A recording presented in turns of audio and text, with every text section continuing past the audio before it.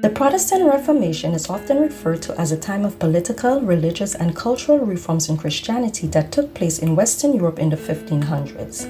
Not only did this movement have a profound impact on religious ideals and ideology around the world, it also laid the framework for the different religious denominations we know today.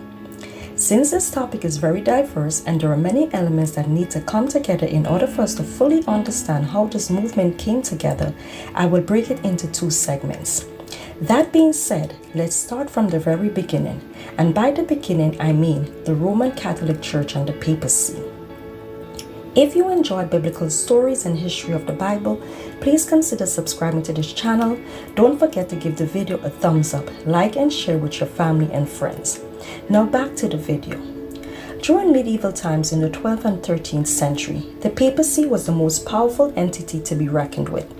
Not only was the papacy the main ecclesiastical authority of its time, but it also held immense political power. During this time, there was no separation of church and state. The affairs of religion and politics were deeply intertwined. Actually, believe it or not, the papacy had more power even than the monarchy.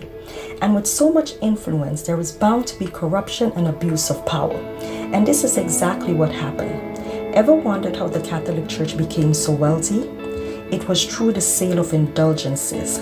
Besides church members paying the normal tithes, which was 1/10 of their earnings, they also paid taxes and fees for services rendered by the church. And these services could include anything such as baptism, weddings and funerals, the normal church service. Even the priests and the clergy were not exempted. They would also pay fines for minuscule things such as latenesses. On top of that, the church would also receive donations from wealthy citizens. And sometimes when these citizens died, their properties would be bequeathed to the church. So the church was extremely wealthy. So why were they selling indulgences? And moreover, what were these indulgences? Okay, take for example, let's say a church member sinned against God. If that person confesses his sin to the bishop or the priest and is truly sorry for what he or she have done, the priest would dissolve this person's sin and remove all guilt and lie attached to that sin, but for a price. But it did not stop there. After confessing their sins, in an act of penance, the sinner would publicly be asked to either pray, fast, or do some act of charity, which is normally decided by the priest. Now that did not seem so bad. Now this is where it gets more interesting. After a sinner dies and goes to purgatory, they can still continue to pay off their debt to God, meaning they can still be purged of their sins. Purgatory, according to Roman Catholic and early Christian belief, is a place of punishment for sinners. The word purgatory literally means to purge.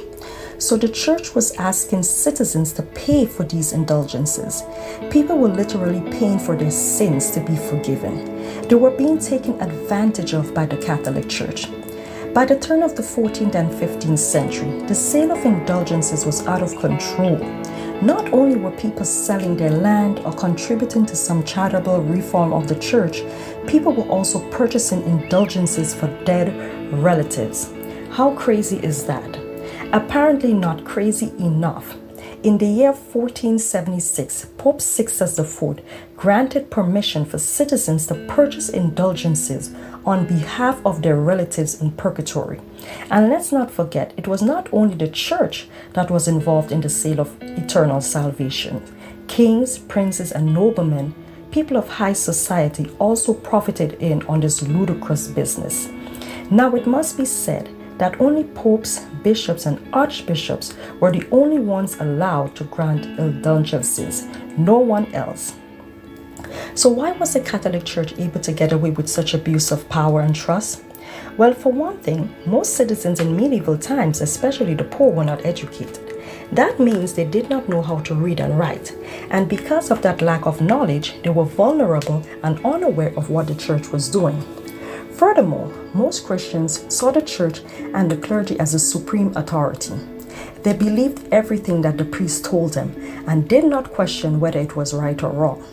This can be attributed to the fact that the Bible was not made readily available for everyone at that time. As a matter of fact, only the priests and members of the clergy and theologians had complete access to the Bible, which made it difficult for others to question the legitimacy of what was being taught by the church. Believers were unaware that only Yahushua Messiah the Christ and only Him alone had the ability to forgive sin on earth. No man or priest can do that or release you from sin.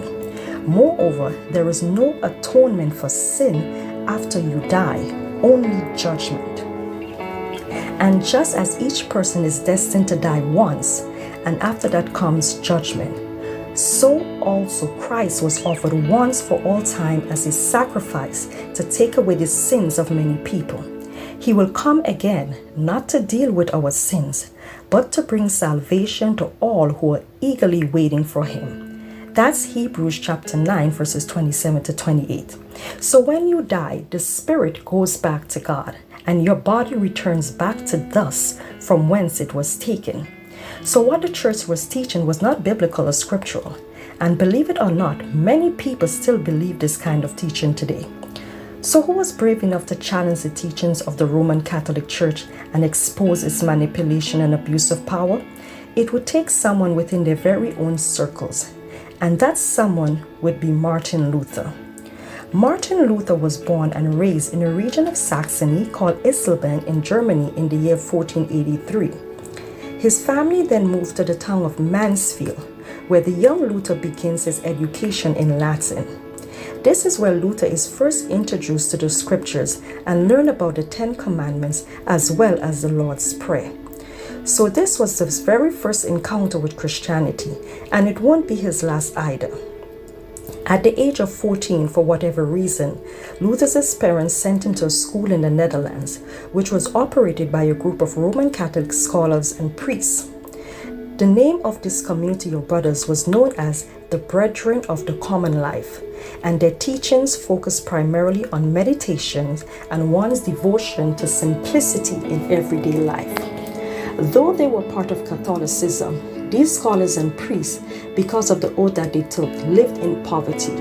Their only source of income came from the copying of manuscripts and probably the charitable works that they did. It is believed that Luther may have been deeply influenced by the works and teachings of the Brethren of the Common Life, as we would later see in his work. Luther then enrolled in the University of Erfurt, where he earned a baccalaureate degree in liberal arts and then graduated a few years later with his master's. After graduation, Luther began his graduate work in the discipline of law and purchased for himself the ecclesiastical law texts, which were laws deemed suitable for the church. But his study of law did not last long due to a life-changing encounter, an encounter that would change the course of his life completely. As the story goes, Luther was traveling near the town of Stortenheim when he was caught up in a deadly thunderstorm. No one knows exactly what took place, but whatever it was significant enough that Luther made a promise to God that he would become a monk if he survives the thunderstorm.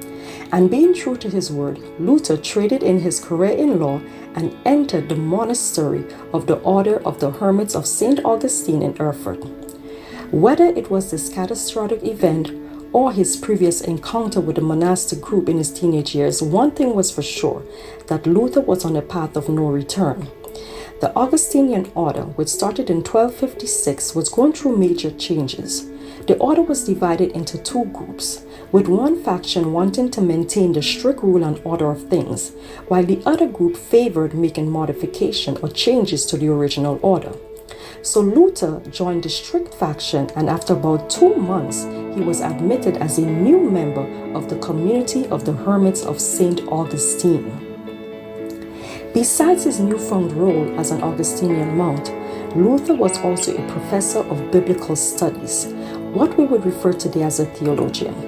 And in 1512, he publishes a series of writings on religion. While everything seems to be going well in his career, Luther was still on the fence with his spirituality, which can be attributed to the violent thunderstorm he encountered a couple of years prior. Now, putting everything aside, he continues to publish his writings on religion. About 5 years later, in 1517, Luther finds out that a priest was telling his members that their sins can be forgiven if they make a payment or donation to the church.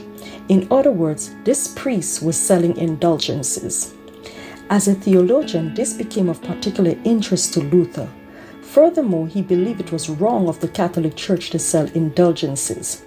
His theory is that true salvation can only be achieved by the grace of God, who is a divine power. And in an attempt to spark a debate, Luther publishes his writings on the sale of indulgences, which became to be known as the 95 Theses, thus ushering the birth of the Protestant movement. I hope you enjoyed the first half of this series. Join me next time for part 2 of Luther and the birth of the Protestant movement. Remember, knowledge is a blessing from above. We must nurture it to the fullest. Stay blessed.